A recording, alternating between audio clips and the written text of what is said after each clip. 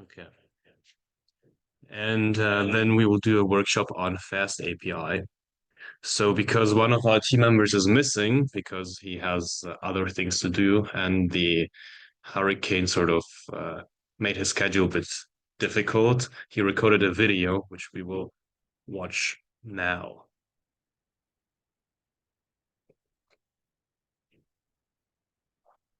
Before we get to APIs, it's really important for you guys to understand HTTP first because it's what most modern APIs use. So I'm going to explain to you guys what HTTP is, how it works, and its process.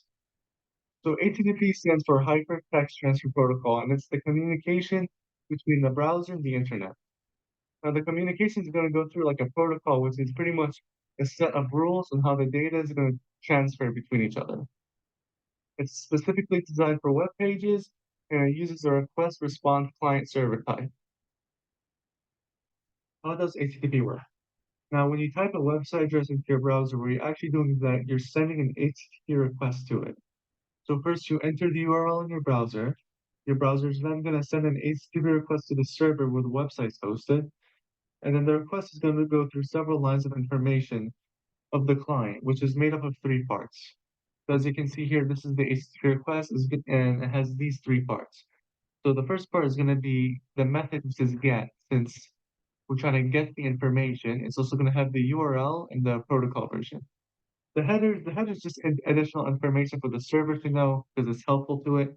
And then the body is usually empty because that's what the server is going to use, send us back the information. So after the request, you're going to get the response. Now the response is also made up of three parts. So the first part is going to be the status line. So it's going to send back the version, the status code, and then the status text. So the status code is pretty much the end result of what happened. So if it's in the 200s, it means it's successful. If it's in the 300s, it's going to redirect you to a different page. And if it's in the 400s, it means it's a client error. If it's in the 500s, it means that it's a server error. And then the headers is information about the file that it's sending back. And then the body is the actual resource the server is sending back to the client. Now, after the request and response happens, it's going to be stateless. And what stateless it means is that once the client sends a request and the server responds back, the connection is broken between the two and it's no longer maintained.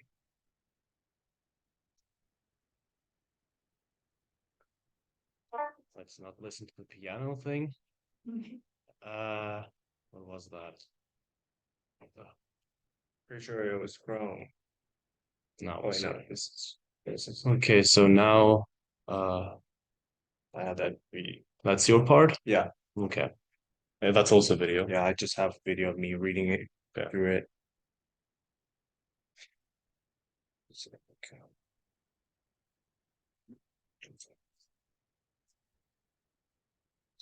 API, to put it simply, is a service that allows communication between two or more programs by sending and receiving data. It acts as the middleman between the server and the client, ensuring that data is exchanged smoothly and efficiently between them. To give an example, using a restaurant. Inside a restaurant, a customer, aka the client, sends a request by ordering food. The waiter, aka the API, receives the request and relays it to the chef, aka the server. And upon finishing that request, the the chef sends back the food as a response through the waiter, and it's the waiter's job to send it back to the client.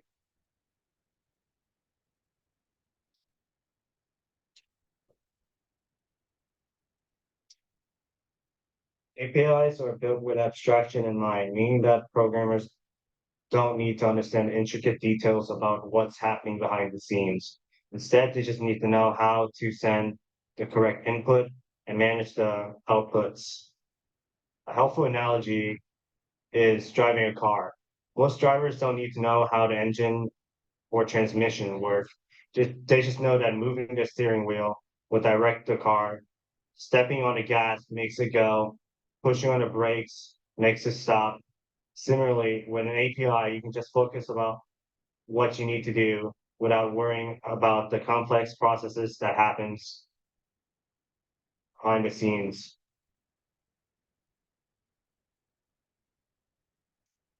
APIs are great for creating lightweight application. By allowing the application to connect to an external service, they offload the tasks such as data storage and heavy computation. For example, an app that uses Google Maps, it doesn't need to store all the map data inside the app. Instead, it calls the Google Maps API to access the data when needed. Let's keep the app smaller, faster, and more efficient. It is the same case for YouTube. Similarly, with YouTube's vast catalog of videos is stored on YouTube servers. Your device only receives and plays the video through the YouTube API, rather than storing or processing all that data locally.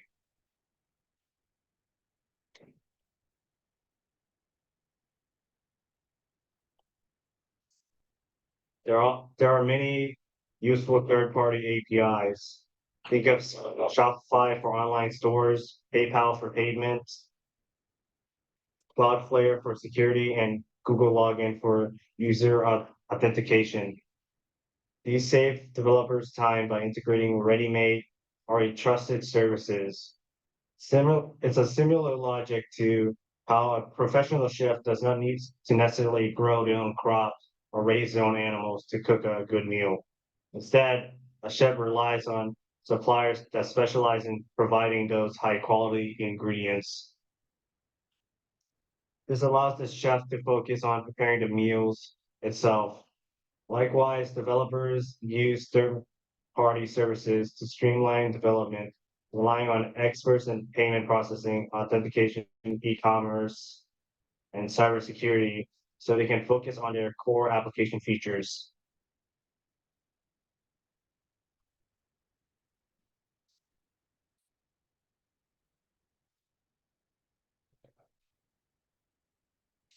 I move the zoom thing down somehow. He's so Be annoying. able to almost drag that green bar. And you can drag it where. Ah, okay, got it. Okay.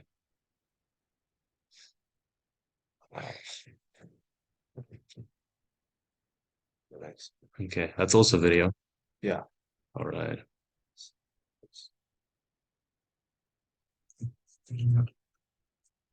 Want to see Jim? Object file. Oh, that's it.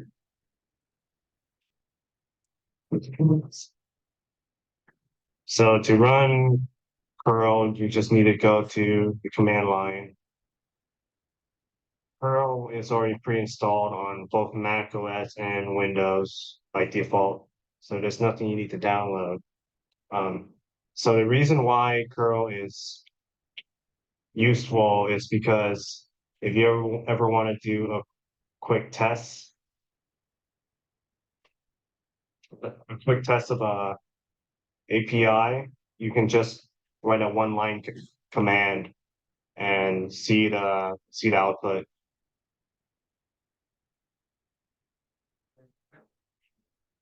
And in this example, I'm still using API for Pokemon, and this is the .json file. Right now, it's very hard to read on the CMD. You can alleviate that by trying to find a JSON formatter that would fix that for you.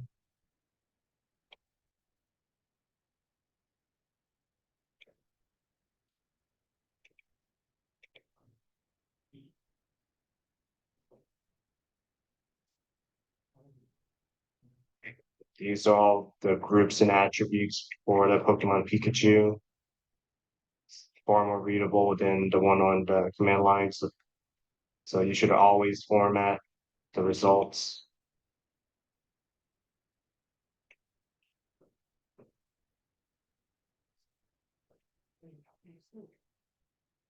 Okay.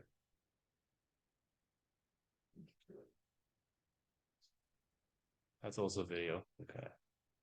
A lot of videos today.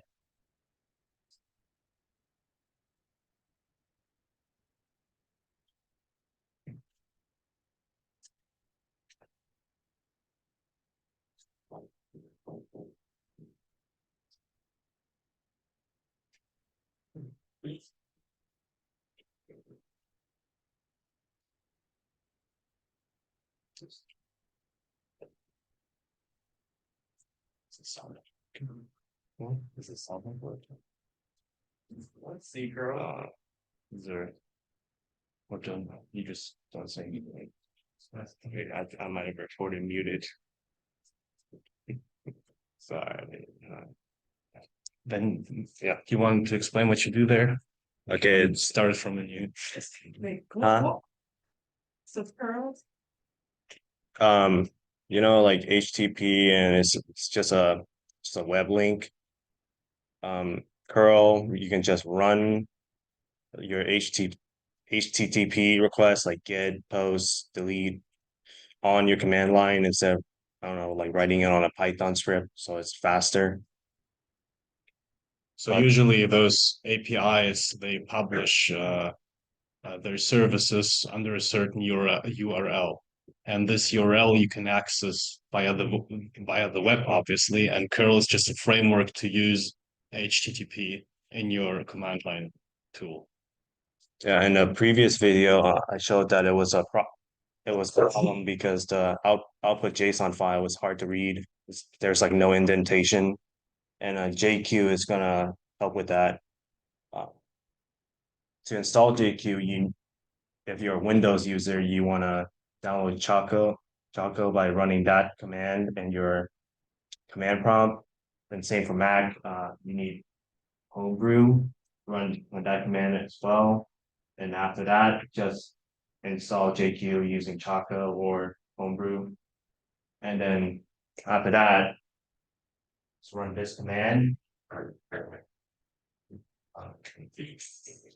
You see that vertical line right here? This is the same command from the Secret slides. What it's basically doing is it's taking the output to the left, the Secret. So it's just going to be the JSON file from before, and it's going to run it into JQ, which is just going to format it into a readable style, just like I did on the web page. Maybe I can find it in the video. I mean, I definitely showed it running. Yeah, I saw that somewhere. Okay, Yeah, yeah, there you go. basically here you see the output after you pipeline that through this tool. So you don't have this unreadable stuff anymore. Hopefully this is the one mistake. Okay, that's also your stuff. Yeah, that's also my stuff. So you want to go with it? Yeah, I've been recorded for this one. So if you want to run API in Python, you need to download a library called requests. It's not installed natively, so all you have to do is go to your command line and do pip install requests.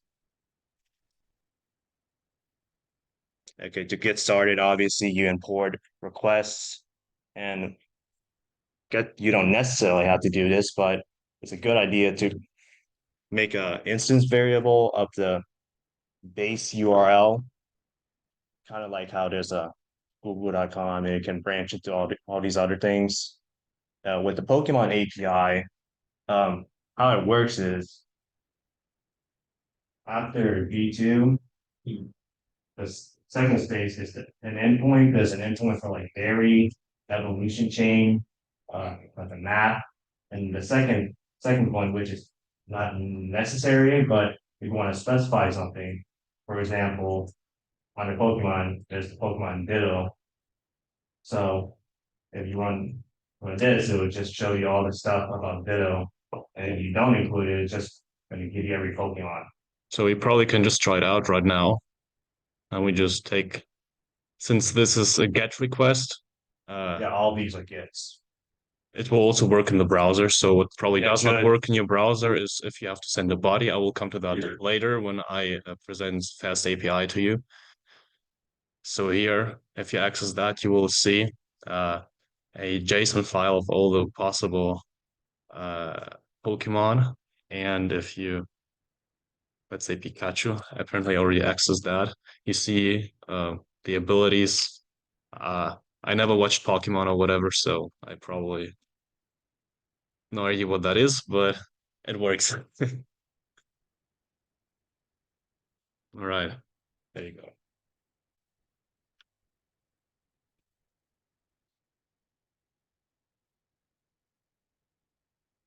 Okay,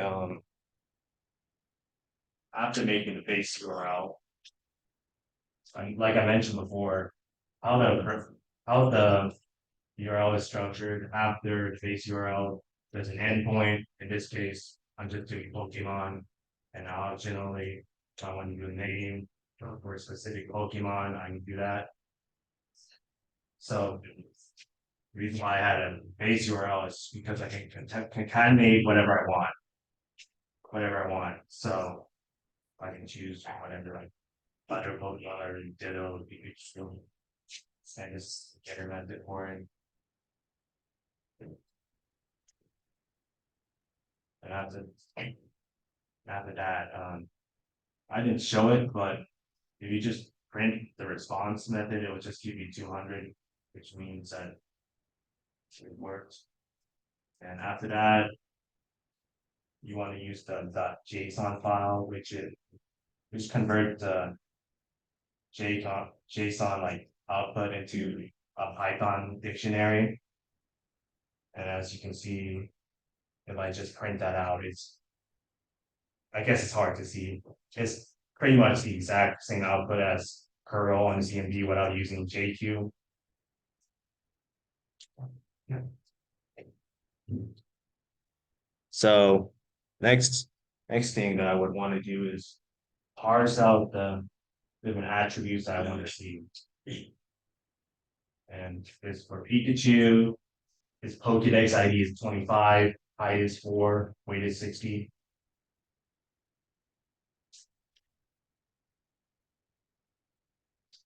And this is my analysis of the Poke API.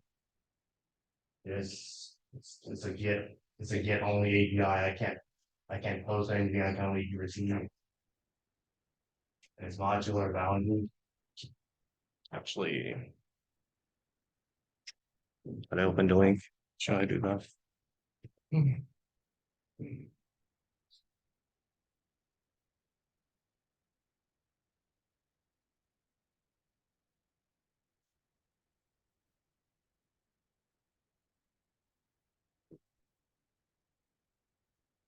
You don't have ad block on the other browser.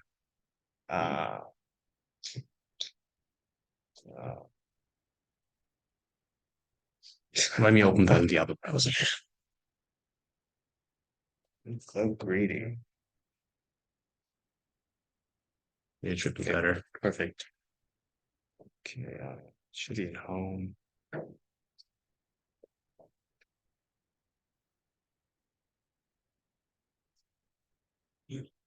Okay, so these are all the endpoints. All the attributes really only have value within that particular endpoint. For example, berries.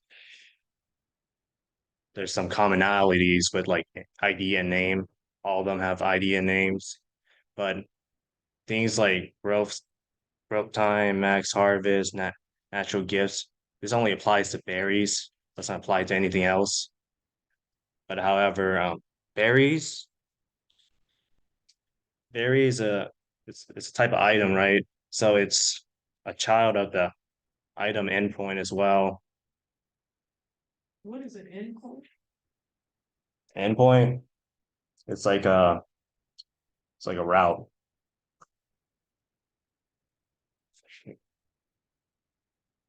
There's things like contest, move. So how this API is structured, for the most part, is whatever attributes only have meaning within that particular endpoint. It wouldn't make sense for move to have anything to do with item and name. I think that's basically it. Okay, so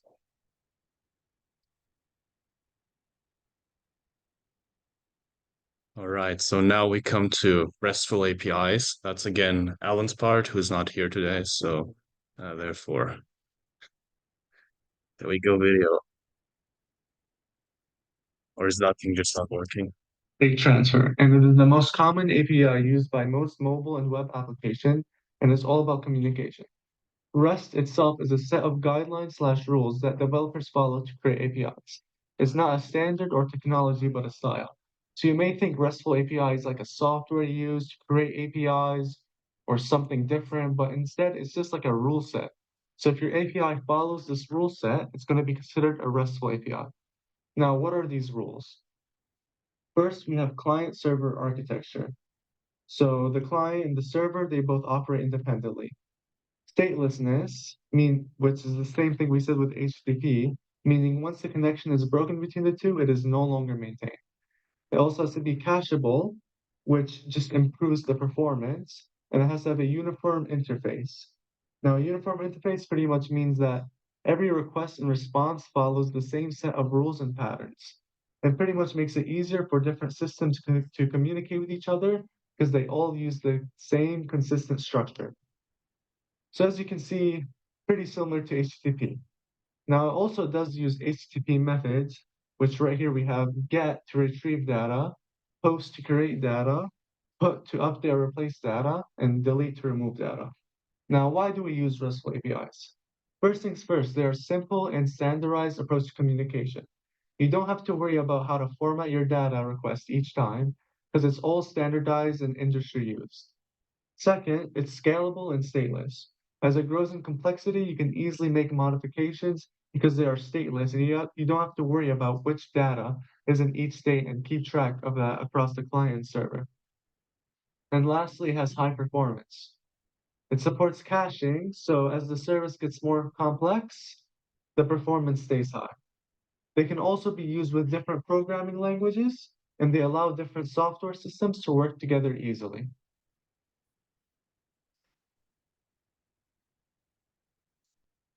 Okay, that's it.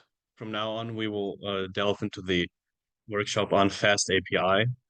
And FastAPI, that's a modern high-performance web framework Okay, building. eine Taschenrechner-App beim iPad. Ja, aber sie ist richtig. I'll just close all the tabs. Okay, so that's just a framework to build APIs in Python. And I've been using FastAPI for quite some time now, for 2 years, and I love it.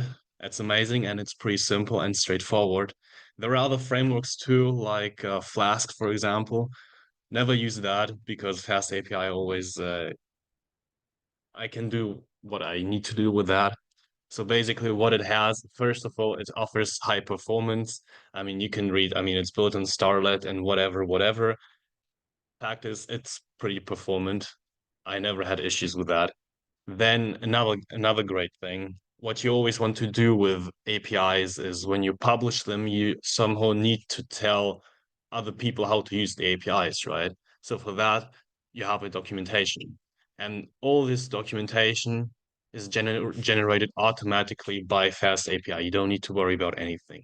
Sometimes you have to like insert some certain tags or whatever to some metadata for the documentation, but honestly, it also works without it, and it's really easy. Then, well, it's developer friendly. I already told you that. It's pretty straightforward once you get used to it. You don't have to learn another framework. It's all very Pydantic. Yeah, basically that's sort of it. So now we can just go forward, and what I will do from now on is just live code with you and show you how FastAPI works. Yes. What's the difference between the RESTful API and FastAPI? Okay, so RESTful API, that's just a design for APIs, right? So what we had is so a RESTful API is an API which has these features. It's has a client server architecture, it's stateless, cacheable, and so forth and so on. FastAPI, it's not an API itself, it's a tool to build APIs. Okay? Yeah. All right. So then I'll just create a new directory. Let's call it. Now install some. Oh yes, I have it installed. It's very straightforward. I have it in my uh, in our text document. Nothing too hard, so I won't show you how to install it because it's very straightforward. Let's call it workshop. And now I'll just do a new Python file. Let's call it tutorial 2 because I already have one somewhere else. Okay, so to start off, you need to import FastAPI, so that's pretty straightforward. From FastAPI, import FastAPI. That's it. So now what I will do now, I mean, it's already suggesting me to do that. So app right now, that's basically the main point of interaction for your API. So everything you will do will sort of go through this app. Now, we want to create a root function, basically what you get if you just access in your browser, like with a URL name and then slash and nothing else. So we could, so what we first would do is do something like, let's do definition root, new function definition. But so, okay, who of you has ever or has never coded in Python before? Okay, one. The rest is familiar with Python. Okay. So anyway, if you have any questions, if I'm too fast or anything, just ask a question, tell me to go slower, whatever. So what FastAPI always uses are so-called wrappers.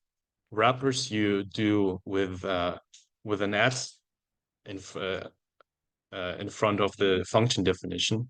And what this add does is sort of it puts the function you define below and some other function, right? And this function, our stuff should be posted into, will look like that. It's some FastAPI stuff. And you don't really need to worry about that it gets posted into some other function or whatever. You just use it like that. So what we have here, what I just wrote is app.get and slash. So can any one of you tell me what that could mean? Sorry? You're getting the root locations? Yes, exactly. So here I introduce a new endpoint for my API, which will be at the location slash or root, and this will be accessed by a GET request. We had those requests before, so there are tons of requests, different requests. The most common ones are GET, put, post, and delete. So GET you want to do for just receiving some data, post if you want to create additional data, put if you want to modify some data which is already created, and delete, obviously, to delete some data. Then you have some stuff like patch and whatever, but usually you don't need that. So, and what we also need to do, we don't have to, but it will be really great, is pass a async in front of the definition. Does anyone know what async does? Yes? Makes it asynchronous, so it waits for something else to happen. Yes, exactly. It basically enables the function for those concurrency stuff. So that's what FastAPI will use. So basically, you don't need to worry about that. The server will be well. You sort of need to worry about that. But that we will come to that later. Basically, what it enables you to do is if one request is stuck waiting for something else, then the server can proceed doing other requests. And once your first request is finished doing whatever, it can return back to that. If you don't use this async, it would just sort of busy wait. And with async, you can avoid that. In there, you will have this await keyword, and then it will just passively await something else. But we don't need to worry about that for now. Just remember, usually, like 99% of the times, if you do something with FastAPI, you want your API function to be asynchronous. Okay, so what we just will do is we will just return some sort of, let's say, our message is hello world. Okay, so now we need to launch that. We can launch that through the terminal, but I don't like that. That's why I just showed it to you one time. Let's cd into what a workshop I called it. Okay, and now let's hope it works. We type in FastAPI development and tutorial 2.py. Let's hope it works. It works. So now we can access this API through this link here. It's usually on localhost and port 8000. We go there and we see the message, hello world. Okay. And another great thing, usually you wouldn't do it like that, because there is another great thing.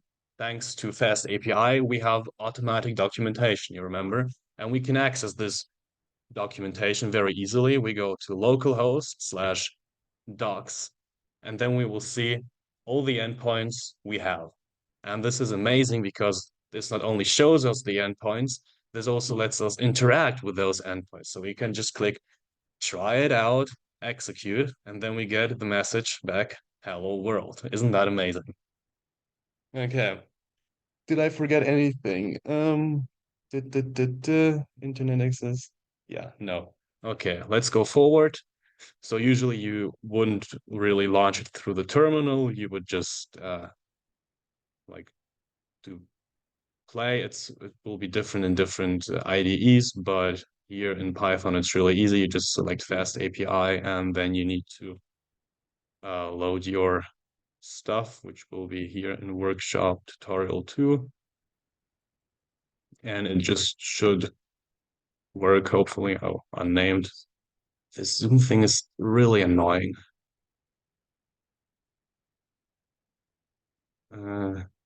Which one was it now? Is it lost? It's lost probably. Oh no, it's unnamed, sorry. Yeah. Let's edit it and call it workshop so that I know what I'm accessing. Workshop. Okay. Great. So we can just press play and it will start up. So it will be the same thing as you saw before.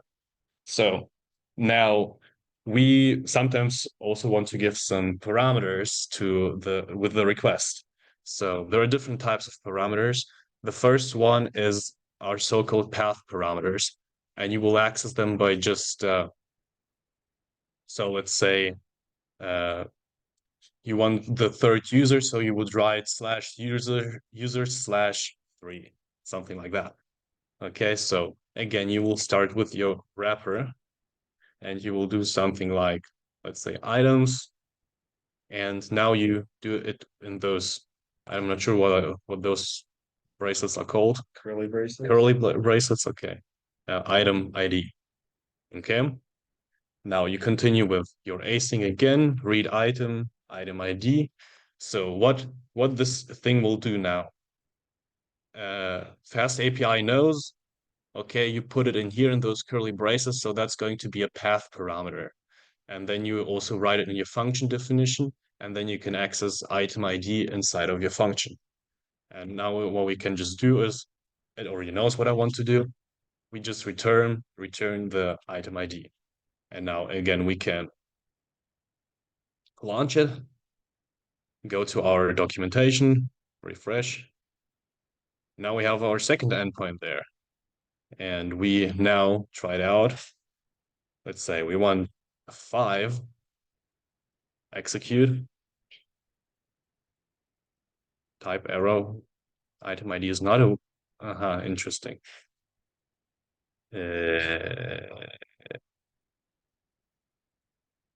That's interesting. Why?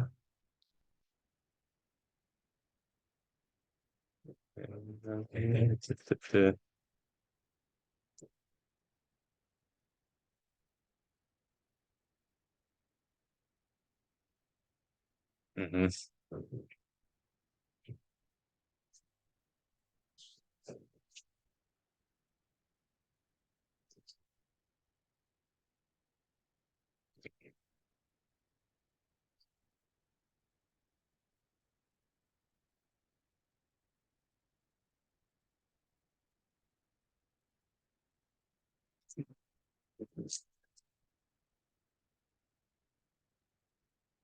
That works.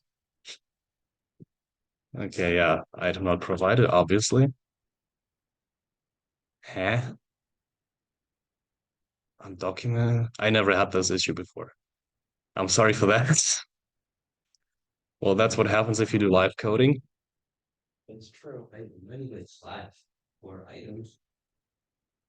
Maybe. Oh, yeah, that's a good one. Yes, I think that's the error. Very good. Extra points for you. If I could give you points. Oh, probably I should terminate the other one and rerun this one.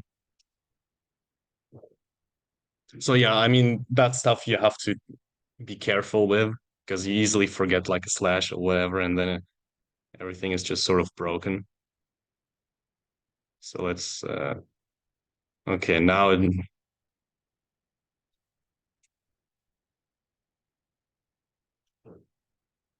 yeah.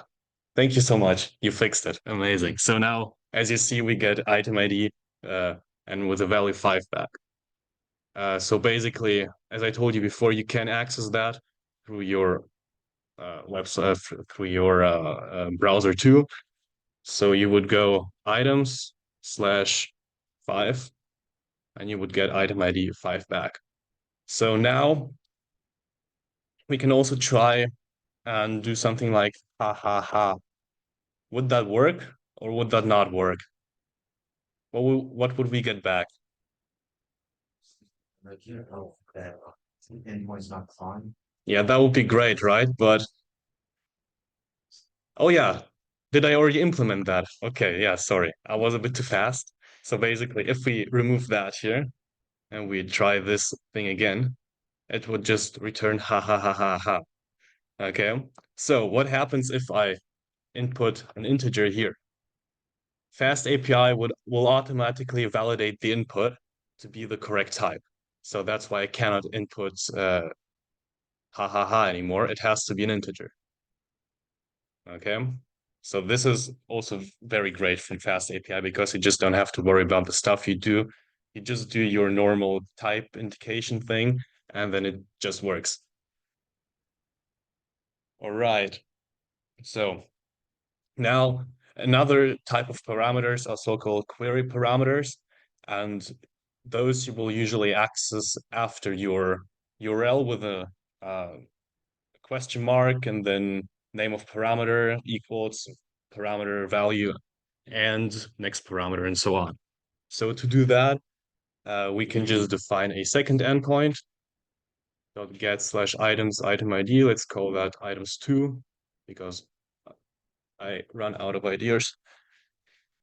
And we can do async definition read items2. And now we want, oh, let's call it, I call it here read user item. So let's do it like that too. So apart from the item ID, you might want to have some additional stuff. So like user name, which is supposed to be a string. And then we can have some random q, whatever that is. String or none equals none. And then we might have something like short, and it's the bool equals false. So then we just might do some different stuff with it. I don't want to type everything again, so let me just copy it from the other stuff. Test, no, that's the wrong one. All this part, it's not that important what it does, it just does something with the parameters, not super important. So now FastAPI will automatically know what is a query parameter and what is a path parameter simply by seeing what is defined as a path parameter up here. And everything which is not defined as a path parameter up there is a query parameter. Easy enough. So then what we also have is here you will see the difference between required parameters and optional parameters or default parameters. So what do you think, which of those parameters are required and which are not required?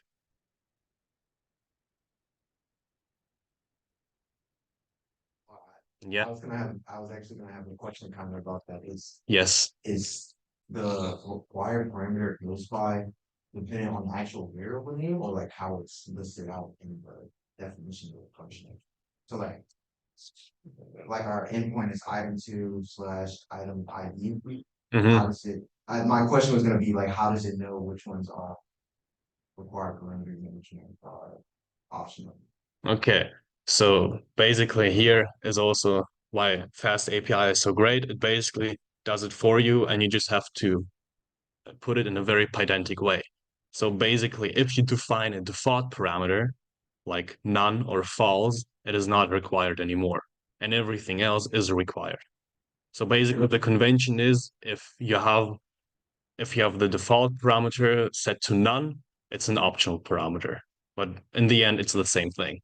So in that case, username and item ID are both required, and queue and short are optional.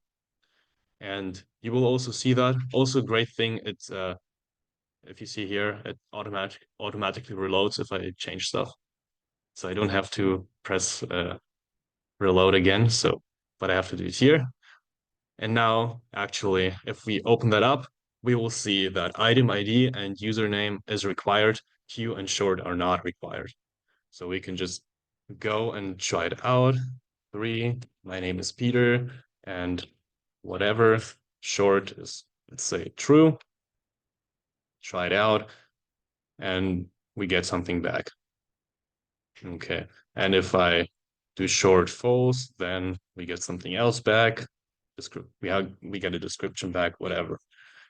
So to access those things through the URL, you do, that was the path, right? Items2.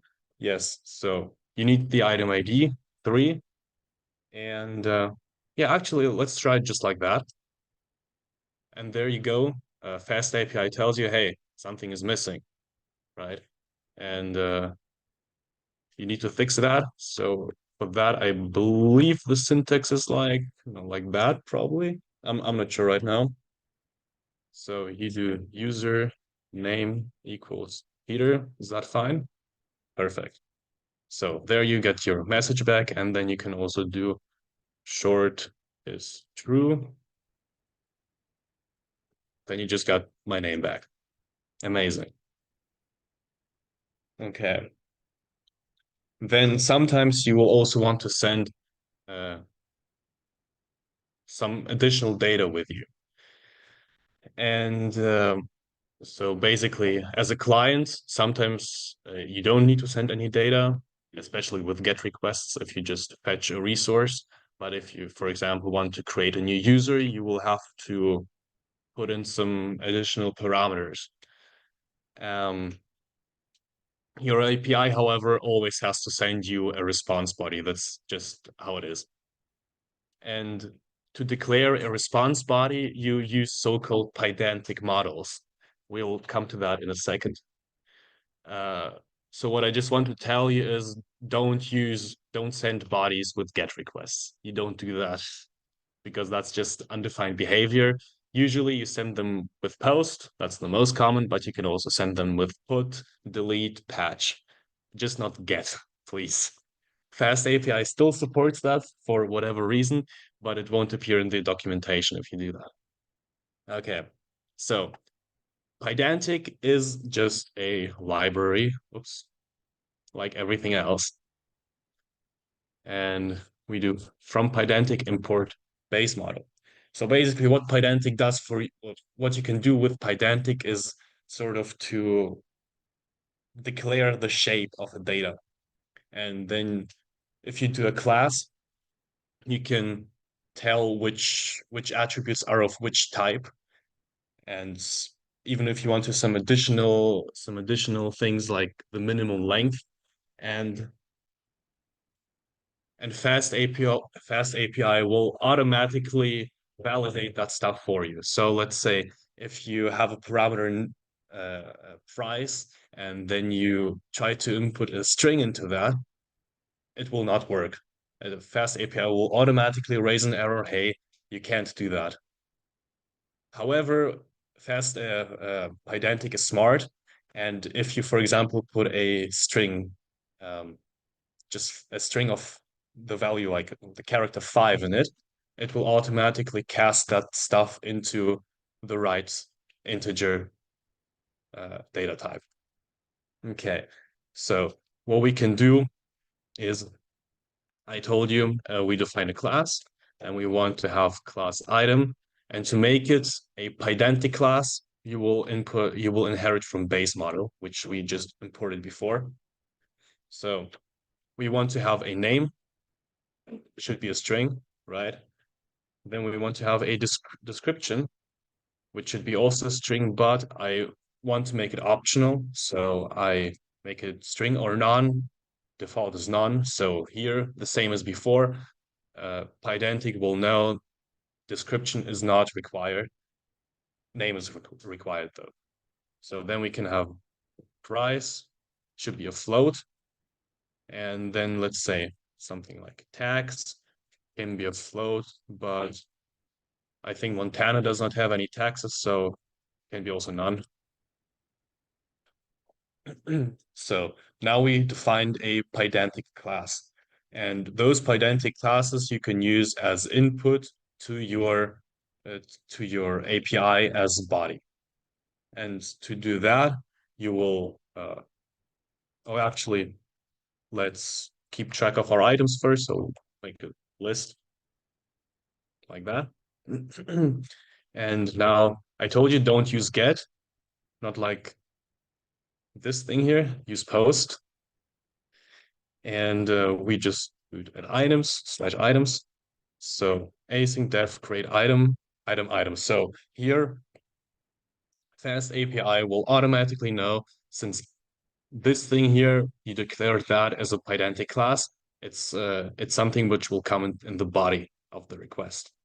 Okay, and then you can just do items.append item, and let's just return the item. That's it. So, oh, do I need to rerun that? I don't know. Sometimes you don't need to rerun that. Sometimes it takes time. It takes FastAPI time to recognize that you did some changes. So it's faster if you just rerun it. And now you have this post method, and you can try it out. And as you see, it looks a bit different, right? Before you had those parameters listed here, but now you have a request body. And here you see that apparently the documentation knows exactly how it should look like. How can that be? That's because FastAPI automatically puts your Pydantic classes into the documentation, and you can see them below here in the schema section. And you will, if you expand item, you will see what it's made of. So we can go with Peter doing a workshop. Price, well, let's say I cost like $100. Okay, that's a better example, but a TV, which is doing it's a flat screen TV, whatever, and it costs $100 and has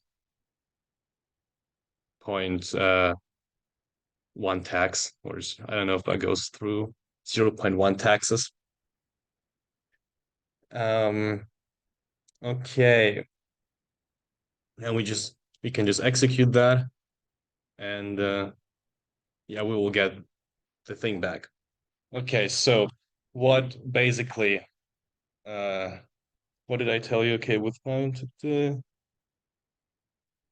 as I told you, this data is also automatically validated, right? So you cannot hopefully this won't work. If you try to put a string in here, that won't go through.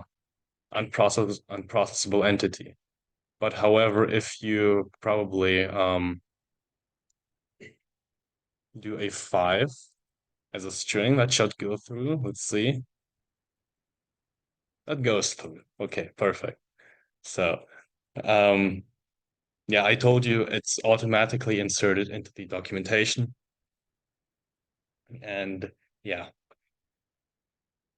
So yeah, as I also told you, if your parameter has a class defined, a Pydantic class defined, FastAPI knows that will be in the body. Okay, great. There is also a way how you can just input singular types like integers into the body. I don't know why you should do that.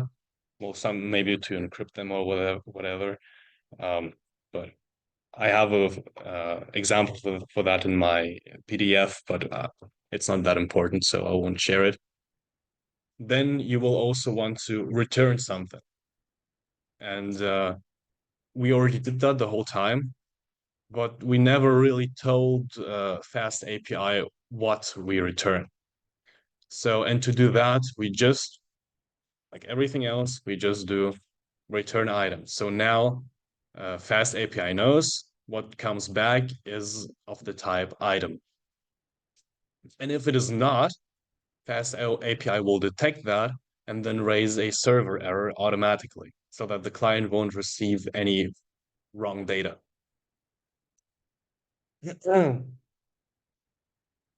All right.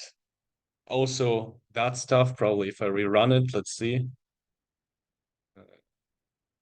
It should also appear in the documentation as a response type, but probably it is not because it's the same thing, so it doesn't appear in the documentation as its individual thing. All right. And then you also you want to communicate to the client what if something went through, something didn't go through, whatever. And for that, you usually use status codes. As per default, if you don't specify anything and the request is successful, and the code 200 success. But you can also specify that. So in this example, we created something, so we want to use the status code 201 to say that something was created. So we just do status code 201. I cannot remember those status codes. You can easily look them up online, or you can also do status, just need to dot HTTP 201 created. You just need to import that thing here. Starlet from Starlet. No, that's something. Status from FastAPI. So that should have it here. Yeah. Okay, so basically you do status dot and you can select here. You maybe remember you have created something, so you basically go through and select that. Same thing. Now, then not always will the client request something which can be done. For example, we don't want 200 Samsung 5 TVs in our data set, right? So if someone wants to create the same TV again, we should deny that. And for that, we use HTTP exceptions, and those you also import from FastAPI as HTTP exception. All right. And now are you guys coming along, by the way? Is everything good? Yeah? Okay, perfect. So if you have any questions, just ask. If I'm too fast, tell me, okay? I'm not usually giving workshops. I don't know how to tell if you understand stuff or not. We'll give the documentation to you, so as you work through the workshop, if you run into an issue, you can ask inside your channel sure. for assistance. Sure. So all the code is on GitHub, so don't worry about anything. So let me just write some Python code here. If item.name is, we can also go through that, then we cover some Pythonic stuff. So anyone knows what lambda is? Okay, anyone knows what map is? Yeah? I feel like it's kind of hard to, I don't know how to describe it. Well, Just try. isn't Linux and Python like you can like define a function? Yeah, It's that's all that's basically it. That's if you're too lazy to do a function definition, if it's a very small function, you do lambda instead, basically. So what it does is it takes x, whatever x is, and what it returns is x dot name. So x is supposed to be some sort of dictionary then, which in our case it is like dictionary or a class or whatever, which has the parameter name. Well, actually, not dictionary. That would be like in square brackets and parentheses. So it has to be a class. And then what map does is it takes all the items and applies this function to it. So what we have here in the end is a sort of, it's not specifically a list, but you can think of it as a list of just names. And this list, we search for the item name, which we just got from the client. And if it's in there, we obviously want to deny that. And therefore, we will raise an HTTP exception. And the status code for that is, let's say, for it's not just a bad request, we have a conflict with our database. So we do that, and then we can provide a detail. Item already exists. Perfect. And if not, then we just append the item as always, and we got that. All right, let's rerun that and try to create the same item again. As you see, it already gives me something which I could create, so I just go along with that. So that went through, perfect. And now I try to do that again. Error conflict, item already exists. You can't do that. All right, then another useful thing which you might run into is if you have some long if if you need to do some long processing with the request and you don't really want the client doesn't really need to know what the answer is, you just need to do the processing, then you can use background tasks. So we can just go ahead and do like some generic requests, background task, get yeah, we can always provide a status code, 200. Okay, that's cool. Async definition, background task. Let's go ahead with a message SDR. And let's define for now also some sort of definition, delayed print. Okay. Message. And let's say we just want to sleep for some time. Let's do it. I will change it later, but let's do it for 50 seconds now and just then print the message. Okay. Here I need to import time, obviously. Okay, and here we will just call delayed print. Alrighty. So now let's rerun that. And right now, as it is, if I will access this endpoint and click execute, what will happen?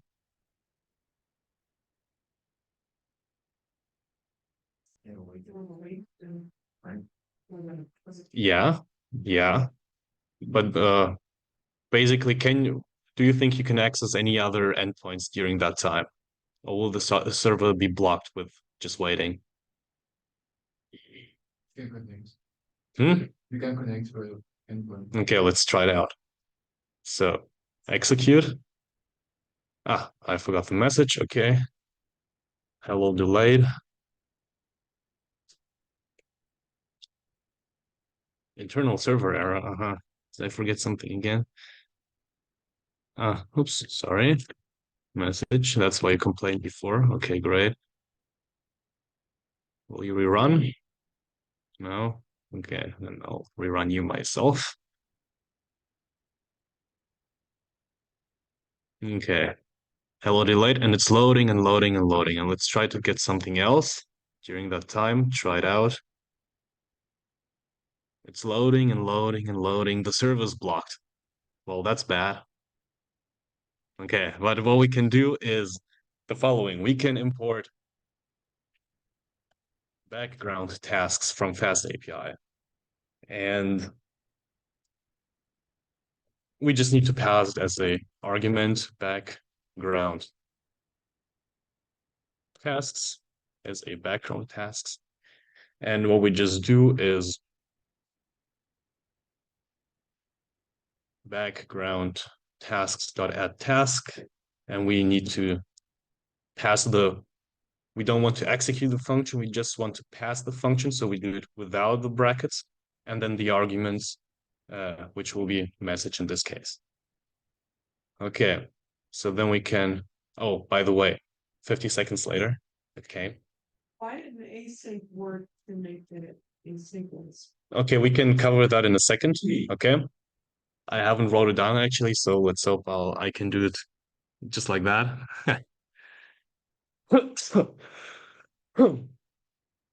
So startup complete. Oh yeah, let me actually do still 50 so I can just prove a point. All right, so same things here, so I don't need to reload. So it's already done. I just got a null back. And during that time, I can just, while the server is working or whatever, I can still execute all the other endpoints. And that was actually a pretty good question. Why can't we just use the async? And actually we can. For that, we need to make use of some asynchronous stuff. So let's see if I can do that with just like that. Okay, so let's say we just sort of copy that thing. Let's say background task 2. Okay, so you will always want to use the await keyword. It's not the normal time. What was that? Asynchronous.time. Okay.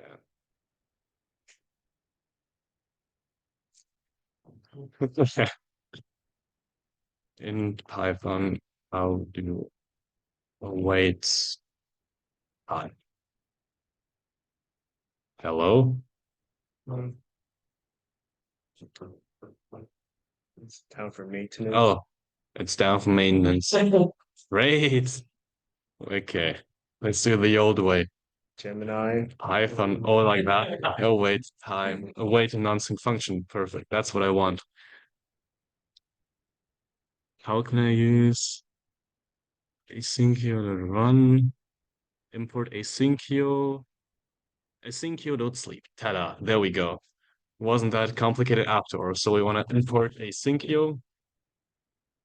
And now we can await asyncio.sleep 50 seconds. Oh, let's just do 10 and then we just print the message to the console. We won't need the background tasks anymore. And let's rerun the thing.